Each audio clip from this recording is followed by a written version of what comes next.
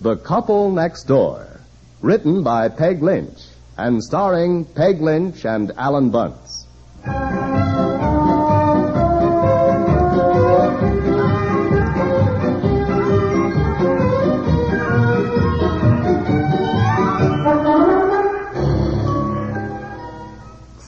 Stand still now, Betsy. Let Mommy get the Band-Aid on. Oh, it hurts. Of course it hurts, honey. There. Now it'll feel better in no time. Can I have a cookie, please? Yes, of course. You pick out the one you want, dear, in the box. Oh, there's Daddy. What's he doing home so early? Hi. You're doing home so early? With New Year's Eve coming on, nobody felt like doing any work, so we closed early. Hey, what's the matter with my girl? It makes me so mad that Mary Lou Kendall pushed her down and took her sled away from her. Betsy hit her head. Huh? There, darling. Look at the bump on her forehead. Well, now, honey, it's not too bad. Now, don't coddle her. It's just a little bump. Little bump? Look at it. Well, it's nothing, really. Better feels better already, doesn't it? No. Oh, now, come on. You're Daddy's brave girl, huh? Mary Lou pushed me down and she kicked me. Kicked you? Yes, and she pinched me, too. Did you hear that? Yes, and I suspect somebody's getting too much sympathy. She's going to make a very good story out of it. Well, I believe it. Those Kendall kids are just awful. Now, wait a minute. Betsy, now, Mary Lou didn't just kick you and push you down for no reason, did she? What did you do, huh? Nothing. We were playing with the sled and it was my turn and she wouldn't let me have it. There, you see? Those Kendall children come up here all the time and take Betsy's things. Really, they've just been troublemakers in this whole neighborhood ever since they moved in a month ago. I think you ought to say something. Say something to who? To that Mr. Kendall. Well, never mind. What would I say to him? His daughter is a head taller than Betsy, and she just bullies her. Now, honey, let kids fight their own battles. You're Betsy's father. You're supposed to be her protector. Honey, children always have their differences, and Betsy's got to learn to get along with people. Everybody has his faults, but you have to get along with your neighbor. You remember that, Betsy. Huh? Lots of times people do things you don't like, but you have to look for the things about them you do like, because we have to love our neighbors, don't we? Do you have to love them even if you don't like them? Well, yes, honey. Yeah, and you remember that. Yes, Daddy. Can you get that, dear? I've got to get dinner in the oven. I didn't expect you home so early, and we're having a roast. Yeah, all right. Hello. Yeah. Oh, yes, Mrs. Kendall. Well, I guess the children did have a little fuss, but... Well, now, just a minute. Who is it, dear? I beg to differ with you, but it so happened that it was Betsy's turn on the sled, and Mary Lou just pushed her down. My daughter's got a terrible bump on her head. It just missed her eye by a fraction. Dear, if it's the oil burner man, he can come Thursday. I'll be home. Now, look here, Mrs. Kendall. Are you implying that my child does not tell the truth? Well, let me tell you something about your children. Yes, just put him on the phone. Just put him on the phone. I'll be glad to talk to him. It's the oil burner man, dear. It is not the oil burner man. It's Kendall's. Mrs. Kendall accused Betsy of not telling the truth. Oh! I'm going to talk to him. Well, I certainly... Hello. Hello, Kendall. That's right. Certainly, I believe my own child. Mary Lou threw a big rock at Betsy one day, too. You might get that in. Now, look here, Kendall. Considering the fact that it was my daughter's sled to begin with, it seems to me... Roughneck. Who's a roughneck? Betsy? Now, look here, Kendall. For a man whose kids are known around the entire neighborhood as troublemakers, it seems to me that... Yes, I'll repeat that. Troublemakers. I certainly would repeat it in person, by all means. Betsy? Oh, dear. Betsy. Yes? Come here. Here, come here. Now, look. Now, you answer your father truthfully. Is it true that Mary Lou deliberately pushed you down and took your sled when it was your turn? Yes, she did. All right. That's all Daddy wants to know. Thank you. Now, go on. Run outside and play. Go on. No, Go on. Do as Daddy says, dear. Your things are in the kitchen. And put a sweater on, too. It's not cold. Put your sweater on. Oh, honestly. Now, dear, don't get too excited. Remember, you did say kids should fight their own battles, and maybe... Look, she's only 6 years old. She's just a baby. If I don't stand up for her, who will? Yes, dear. Now, look, you better go out and get dinner. I'll handle this situation. He's coming right over.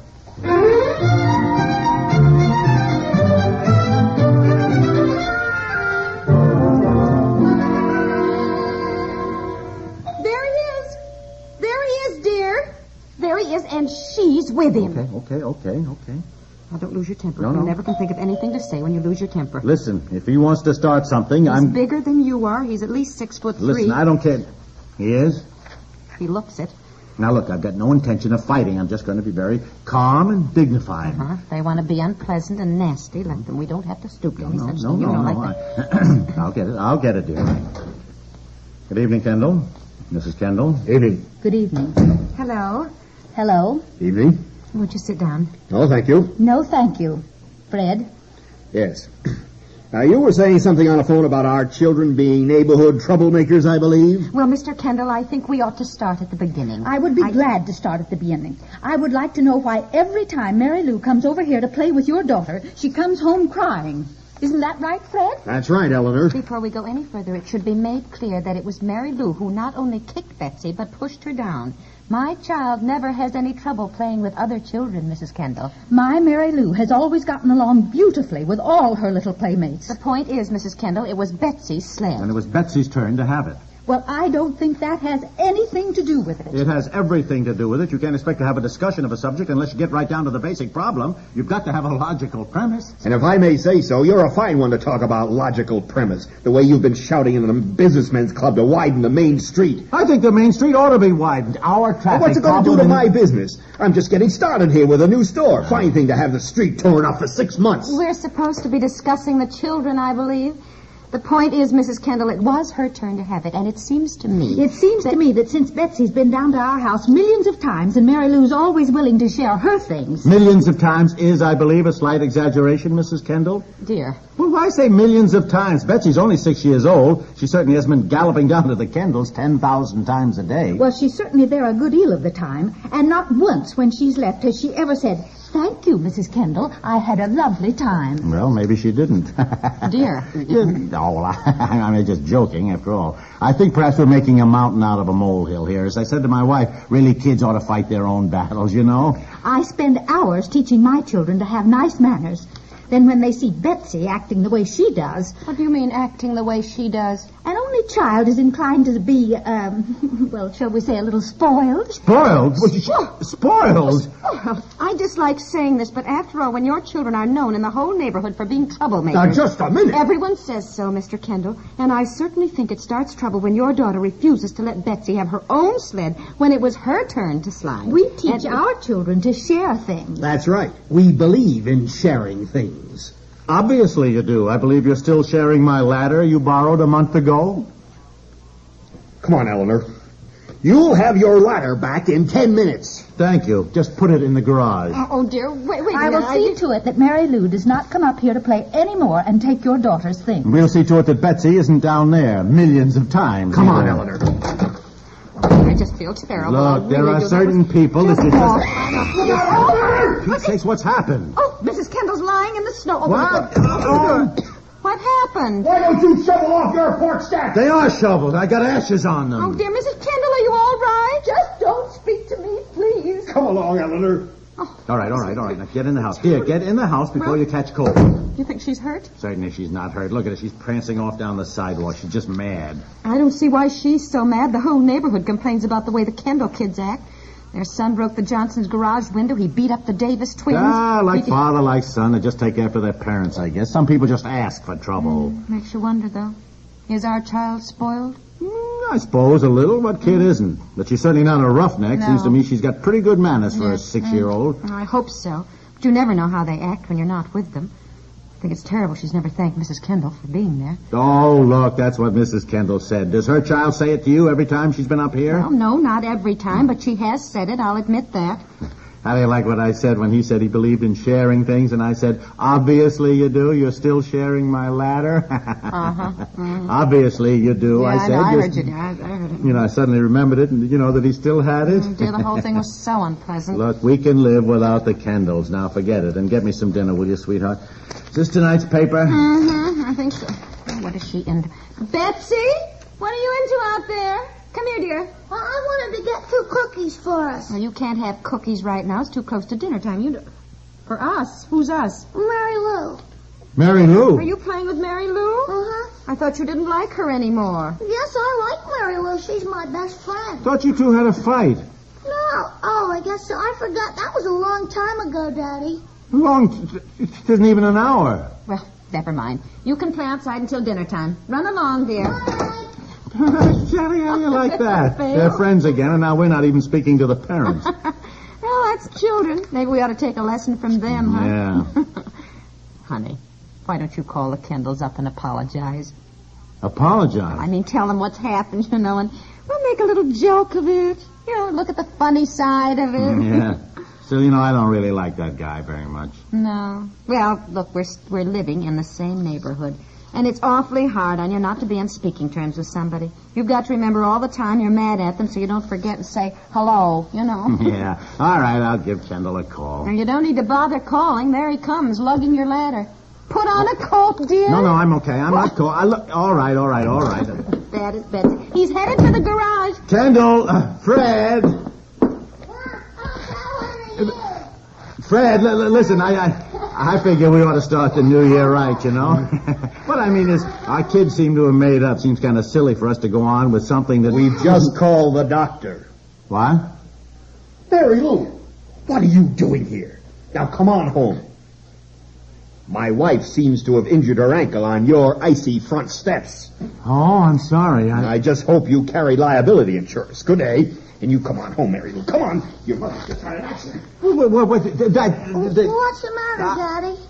Can't you learn to get along with your playmates? I get along with Mary Lou, all right. Can't you get along with Mr. Kendall, Daddy? Get in the house. Go on, hurry up. Get in the house.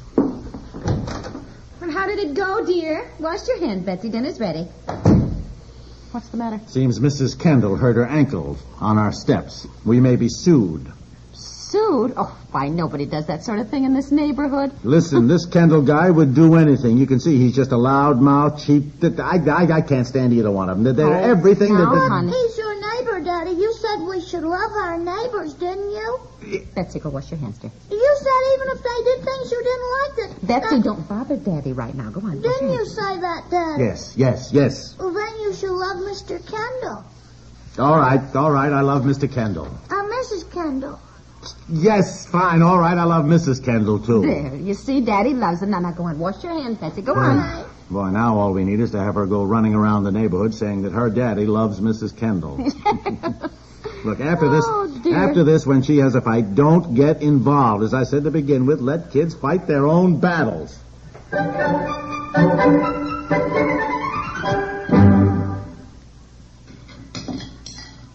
Come on now, Betsy. Eat your dinner. Then maybe you can ride to the station when Daddy picks up Grandma. Sure. Oh, Grandma's coming. Mm-hmm. She'll be with you tonight while Mommy and Daddy go to a New Year's party at the Armbroosters. Armbroosters? Thought we were going to the club. Oh, no, dear. They asked us ages ago, and I just couldn't get out of it. Oh, my gosh. A whole evening with them. Well, look, we'll spend the evening playing charades and all sorts of cute guessing games, and they'll serve that awful concoction they call pink punch. But don't you love the Armbroosters, Daddy? Yes, of course he does, Betsy. Daddy loves everybody. I know somebody he doesn't like, that darn income tax man. Now, look here, young lady. You watch what you... Ignore it.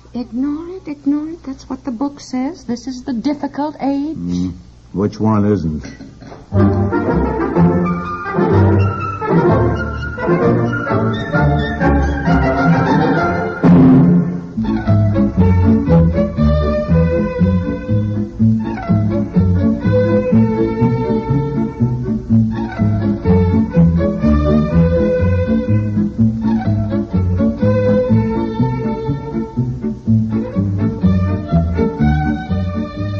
The Couple Next Door is written by Peg Lynch and stars Peg Lynch and Ethel Bunce, with Madeline Pierce as Betsy, Charles Mendick as Mr. Kendall, and Dorothy Duckworth as Mrs. Kendall, and is produced by Walter Hart.